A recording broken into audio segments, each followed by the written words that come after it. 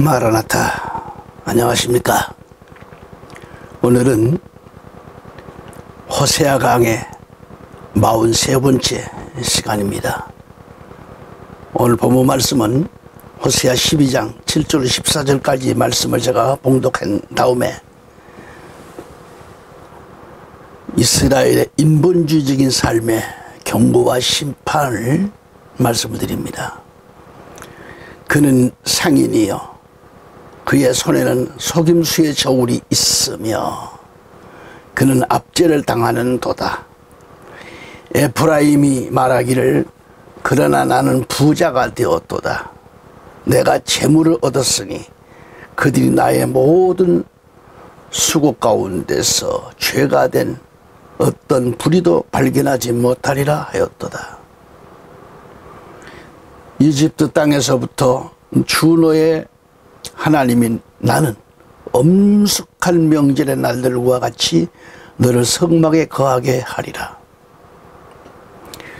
내가 또한 선지자들을 통하여 말하였고 내가 환상들을 많이 늘렸으며 선지자들의 사역을 통해서 비유를 사용했노라.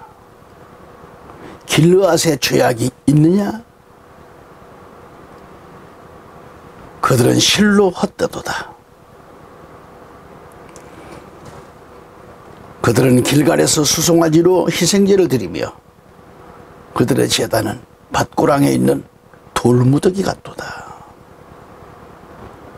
야곱은 시리아 지방으로 도망하였고 이스라엘은 아내를 위하여 섬겼으니 그가 아내를 위하여 양을 쳤도다. 주께서는 한 선지자를 시켜서 이스라엘을 이집트에서 데리고 나오셨으니 한 선지자로 인하여 그가 보존되었도다. 에프라임이 지독하게 주를 분노케 하였으므로 주께서 그의 피를 그에게 남겨놓으실 것이요 그의 주께서는 그의 책망을 그에게로 돌리시리라. 아멘. 애청자 여러분, 오늘도 호세아 강의를 통해서 전능하신 하나님의 은혜와 복주심이 가득 하시길 간절히 축복합니다. 지난 시간에 이어서 호세아서 12장 7절 14절 말씀을 상고하면서 이스라엘의 인본적인 삶에 대한 경고와 심판이라는 주제로 말씀을 선포하게 됐습니다. 자, 그러면 첫째로 호세아 12장 7절을 봅니다. 그는 상인이라 그래서 상인이요, 그의 손에는 속임수의 저울이 있고, 상인은 상인인데 속임수를 고객들을 막 속이는 거예요. 저울 대박과 저울질을 금을 속여가면서 그의 손에는 속임수의 저울이 있으며 그는 압제를 사랑하는도다. 예, 자, 압제를 사랑한다 해서 그는 상인이라고 했어요. 그는 누구인가? 북이스라엘 백성들을 가리킵니다. 7절로 9절까지 살펴보면 이 북이스라엘 백성들의 전반적인 죄악상을 여러 측면에서 지적하면서 책망하고 있잖아요. 그러면서 북이스라엘 백성들이 가나안 상인들처럼 그들에게 오염되어서 급기야는 하나님의 떠나게 되고 타락해서 죄악으로 오염됐고요. 그래서 인본주의적인 탐심에 젖어 이웃을 속이고 사취한 사실이 오늘 말씀을 통해서 드러나고 있습니다. 그럼에도 그들은 자신들이 저지르고 있는 그런 못된 행위를 당연하게 생각하면서 이걸 깨닫지를 못하고 있는 거죠. 남을 썩이고 사취한 자신들의 죄를 망각한 채 교만을 부리고 있습니다. 그들의 작태를 바라보신 하나님은 과거 이스라엘의 조상이 죄로 인해 광야에서 유랑한 것과 같이 그들을 이방 땅에서 조상들처럼 유랑하게 만들 것임을 선포하신 겁니다. 그리고 이스라엘 백성들은 그의 손에는 속임수의 저울이 있다고 했죠. 여기서 가나안과 상인은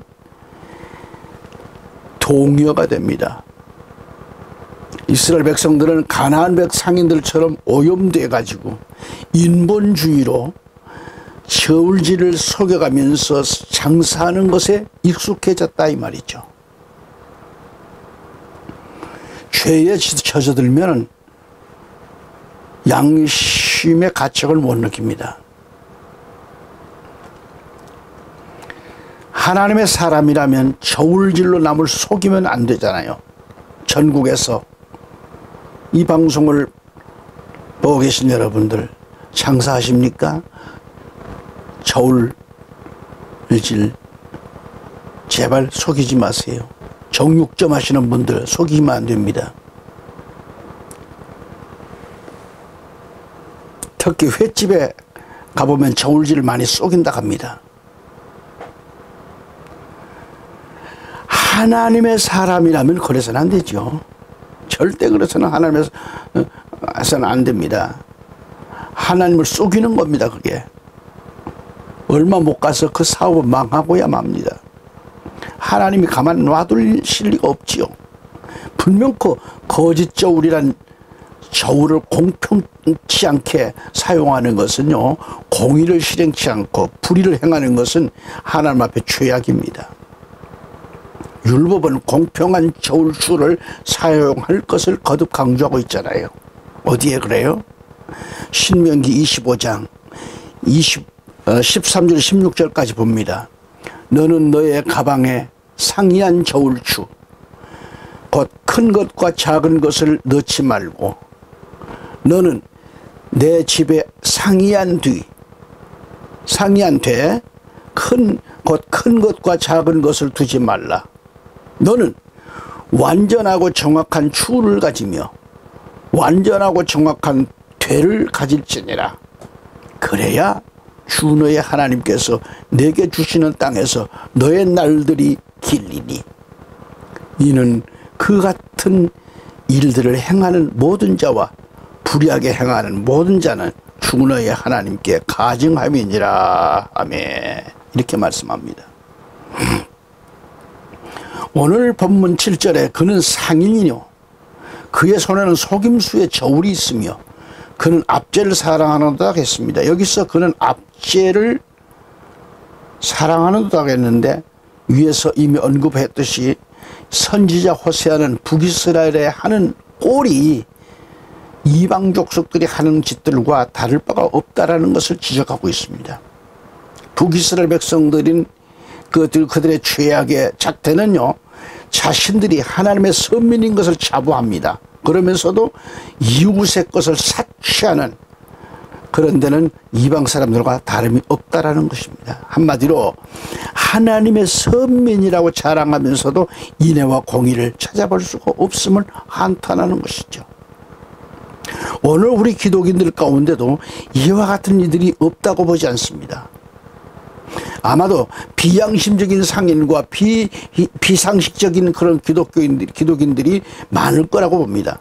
이를 바라본 호세아 선지자는 오늘 본문을 통해서 북이스라엘 민족이 이미 아브라함 자손이 아닌 이방 족속들과 같음을 선포하게 이른 것입니다.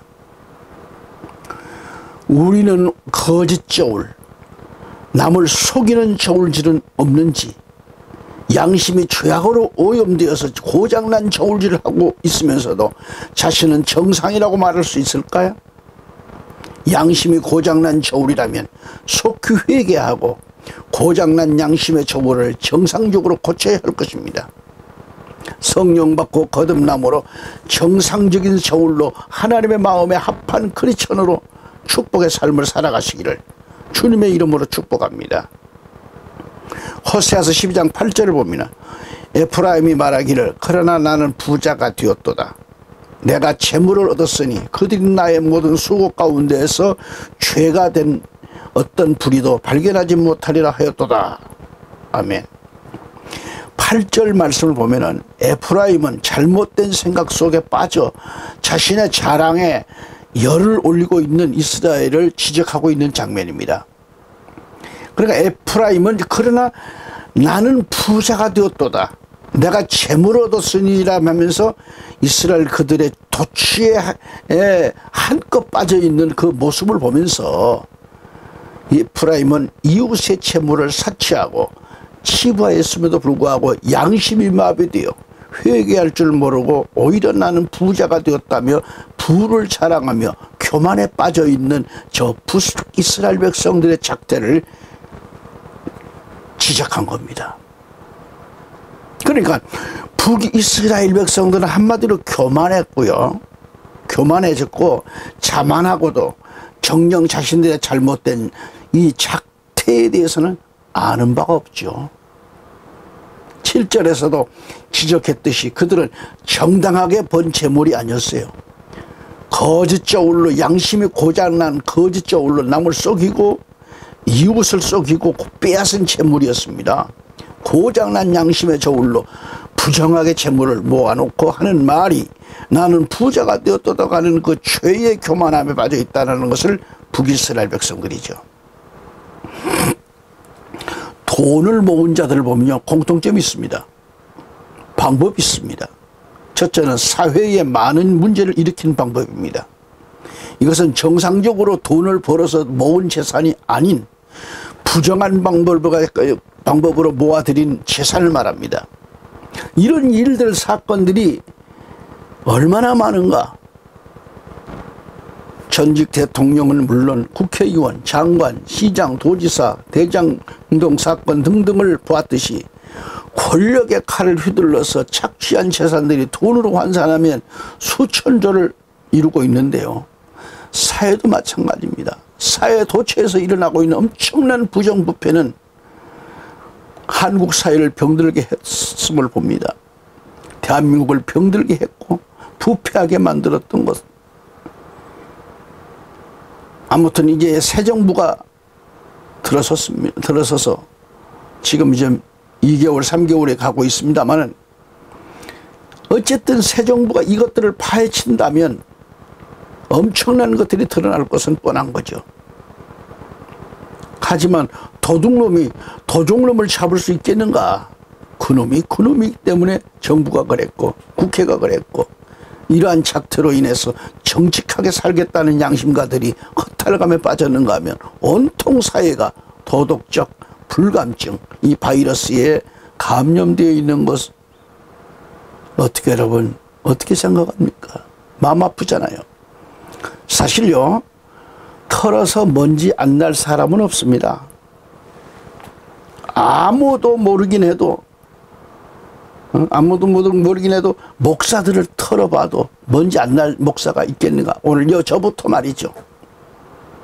현재 우리 사회가 이렇게 죄악으로 크게 병들어 있습니다. 다시 보면 7절을 보면 에프라임이 말하기를 그러나 나는 부자가 되었도다. 내가 재물을 얻었으니 그뒤 나의 모두 수고 가운데서 죄가 된 어떤 불의도 발견하지 못하리라고 하였도다 그랬어요. 성경의 이스라엘 역사를 더듬어 보면 여로보암 2세 당시로 올라가 봅니다. 가면은 이스라엘은 북이스라엘 역사상 부귀와 영화와 권세가 그 어느 때보다도 극치에 있었다는 것을 알 수 있어요. 너무너무 잘 살았죠. 그들은 부정한 방법으로 이웃을 속여가면서 모은 재산을 마치 자신들이 정당하게 수고와 노력으로 부를 누리고 있는 줄로 그렇게 알고 교만이 극치에 이르렀던 것이죠. 이를 깨닫지를 못하고 있는 이스라엘 백성들은 자신들의 노력과 수고에 대해 강조하고 있는 겁니다. 오히려 사람들은 예나 지금이나 성경을 보아도 사람들은 어떤 일의 결과가 좋으면 이는 다 자기의 노력의 결과로 여기고 자랑하면서 어깨에 힘이 들어가죠.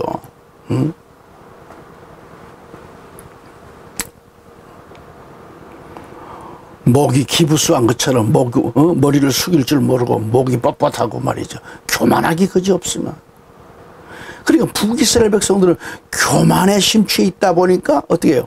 심지어는 사치를 통해 가지고 치부하면서도 자신들의 부가 마치 하나님의 은혜로 축복을 받아 가지고 부를 이루고 있는 걸 그렇게 생각을 하는, 그렇게 있는 양 자신들은 어떠한 불의도 없다고 말합니다.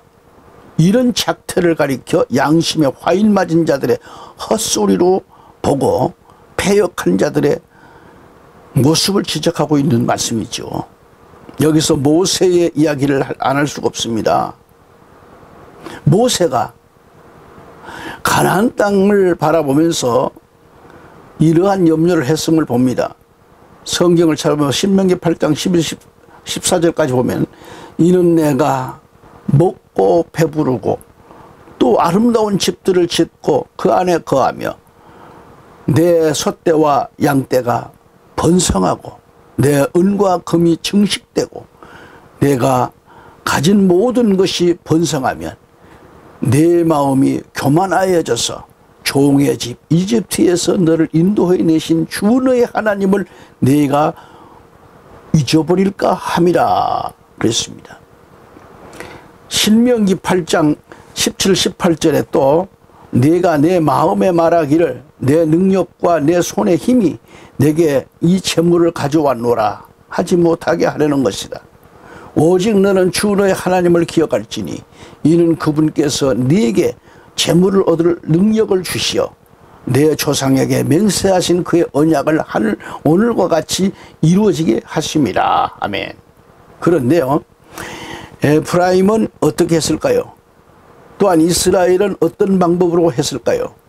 모세가 염려했던 것이 현실로 나타났어요. 현실로. 다시 호세아서 12장 9절을 보면 이집트 땅에서부터 주 너의 하나님인 나는 엄숙한 명절의 날들과 같이 너를 성막에 거하게 하리라 그랬습니다. 북이스라엘 백성들이 부정한 방법으로 재물을 모으고 그 부정한 재물로 하나님의 명절에 우상과 즐겁게 지내고 있지만 나는 너희들이 이집트에서 나올 때부터 나는 너의 하나님 여호와이니라. 내가 다시 너희로 장막에 거하게 하리라고 말씀합니다. 그러니까 하나님께서는 이스라엘 백성들을 이미 아브라함과 이삭과 야곱을 택하심으로 하나님의 자녀로 삼으셨잖아요. 사실 이스라엘은 이집트에서 인도하여 내실 때부터 이미 하나님의 백성이 되었다고 봅니다. 따라서 이집트를 출행한 것은 이스라엘에게 있어서 보면 이스라엘의 재창조의 날이라고 할 수 있겠습니다. 물론 이집트에서 떠난 것은 즉 출애굽한 사건은 하나님의 전우적인 재창조를 전 우주적 재창조를 지금 예표하고 있는 거죠. 다시 9절 말씀을 더 보면 하절에 보면 9절 하절을 보면 나는 엄숙한 명절의 날들과 같이 너를 성막에 거하게 하리라 그랬습니다. 그러니까 북이스라엘 백성들이 이웃의 재물을 사취하고 쌓은 부로 인해서 교만이 지금 하늘이 높은 줄 모르고 치솟았습니다. 하늘을 찔렀어요. 이렇게 망가진 북이스라엘에 대해 하나님의 심판이 선언되잖아요. 여기서 명절의 날들이란 이스라엘 백성들이 광야 40년 동안 장막 생활을 하는 가운데에 하나님께서 그들 백성들을 지켜주시고 보호해 주신 사실을 기념하여 초막을 짓고 일주일 동안 그곳에서 지켰던 장막절을 가리킵니다.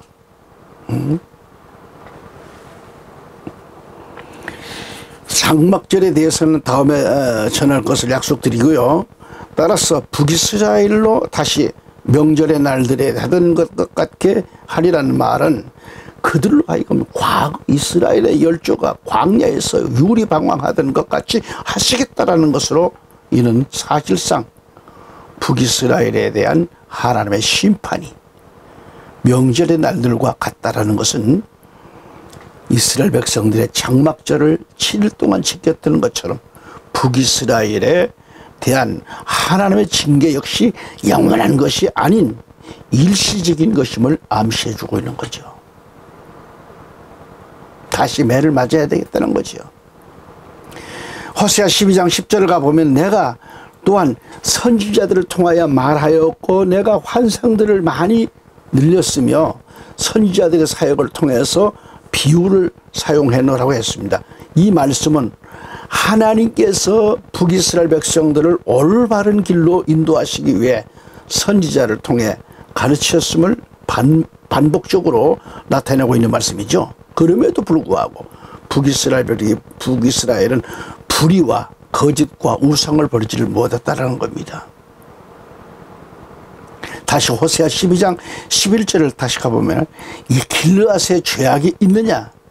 그들은 실로 헛되도다.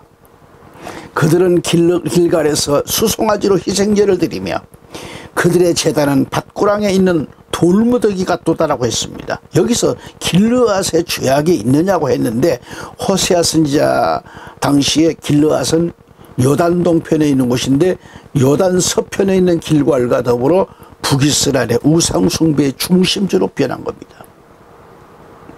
따라서 본문에 길르앗의 죄악이 있느냐는 물음은 길르앗의 불의를 강조하고 있다는 것을 말해줍니다. 이어지는 말씀을 보면 그들은 실로 헛되도다고 했어요. 그러면서 그들은 길갈에서 수송아지로 희생제를 드리며 그들의 제단은 밭고랑에 있는 돌무더기 같다라고 했는데요. 여기서 우리는 두 가지를 생각할 수가 있습니다. 첫째, 길갈 등에서 우상 숭배로 수송아지를 잡아 희생제를 드렸던 장소를 가리키며 결국 수송아지로 희생제를 드리던 제단들이 하나님의 심판으로 밭고랑에 있는 돌무더기 같다는 것은 이스라엘 패망을 의미합니다. 황폐하게 되어버리는 역사에 이스라엘 그렇게 보는 겁니다. 그리고 돌치로 길갈에 세워둔 우상 제단들이 밭이랑에 있는 돌무더기처럼 그만큼 제단들이 많다라는 것을 뜻합니다. 본문은 길갈에서는 백성들이 소를 제물로 바치고요.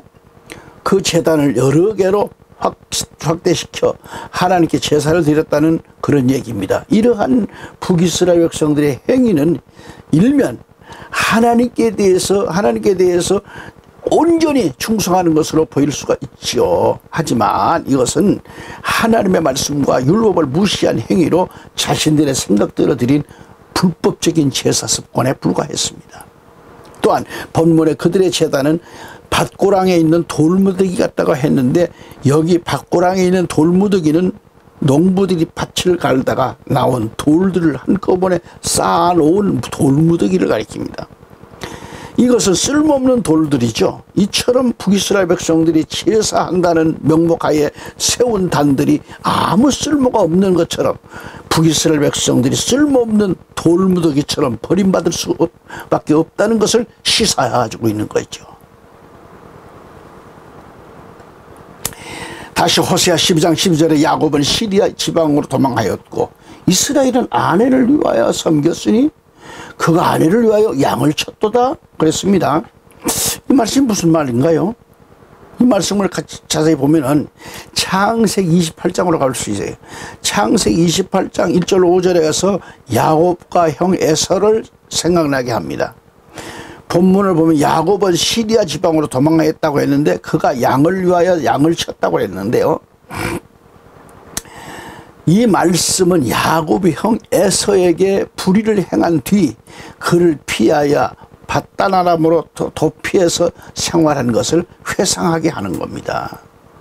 7절에서 언급하였듯이 북이스라엘이 자고하고 교만한 것과는 대비되는 말로서 북이스라엘의 그 천하다는 거죠. 천함과 그는 또한 도피자이며 피고용자, 양치기였음을 드러낸 모양입니다. 내용입니다. 이것은 무가치한 이스라엘을 하나님이 전적인 은혜로 돌보셨음을 암시해주고 있는 거죠. 호세아 12장 13절로 넘어갑니다. 주께서는 한 선지자를 시켜서 이스라엘을 이집트에서 데리고 나오셨으니 한 선지자로 인하여 그가 보존되었도다라고 말씀하고 있죠. 여기서 한 선지자는 누구를 가리킵니까? 모세를 가리킵니다. 하나님께서는 모세를 통해 종과 다름없는 비참한 상태에 있는 북이스라엘 백성들을 이집트 땅에서 인도해내시고 광야 생활 40년 동안 크고 작은 이적과 기사로 지키시고 보호해 주셨습니다. 놀랍잖아요. 따라서 북이스라엘 백성들은 하나님의 구원과 은혜에 대해 감사드리며 그의 영광을 위해 살아야 마땅합니다. 그럼에도 불구하고 현 북이스라엘 백성들은 도리어 뭐요? 하나님의 율법에서 벗어나요. 범죄 행위를 저지르고 있어요. 마침내 하나님을 경록해 만들고 있습니다. 북이스라엘 백성들은 이집트에서 압박을 받으면서 비천 가운데 노예로 살아온 이스라엘을 선지자 모세를 통해 가지고 구속해 주었음에도 불구하고 하나님의 율법에서 벗어나 범죄를 일삼고 있다가 하나님을 경록해 했음을 봅니다. 끝으로 호세아 12장 14절을 보면 에프라임이 지독하게 주를 불놓게 했으므로 주께서 그의 피를 그에게 남겨놓으실 것이요 그의 주께서는 그의 책망을 그에게로 돌리시리라고 했습니다. 12장에서 막을 내리면서 상고할 것은 에프라임이 지독하게 주를 불놓게 했다고 그랬습니다. 여기서 또 보았듯이 북이스라엘 백성들이 하나님의 은혜에 대해 감사함으로 보답하기는커녕 하나님을 배신하고 율법을 떠나 우상을 숭배하는가 하면 불법적인 제사를 하나님께 드림으로써 실로 배은망덕한 자들이 되었다고 하는 거죠. 그러니까 북이스라엘 14절을 보면 북이스라엘에 대한 하나님의 심판이 예언되어 있습니다. 본문에 보면 피를 흘려 마땅한 죄를 가리킵니다. 하나님은 그의 피를 그에게 남겨놓으실 것이라고 했잖아요. 그들이 지은 죄를, 그 피를, 그 수치를 그에게 남겨놓을 것이라고 했습니다. 그들의 죄로, 우상 숭배한 죄로 예언된 말씀대로 BC 722년에 북이스라엘은 아시리아의 처참하게 침략을 당해서 처참하게 멸망당함으로써 성취되었다고 했습니다. 다음 시간에는 호세아 13장 말씀으로 함께 은혜를 나누기를 원합니다. 영육이 강건하시길 축복합니다. 할렐루야. 감사합니다.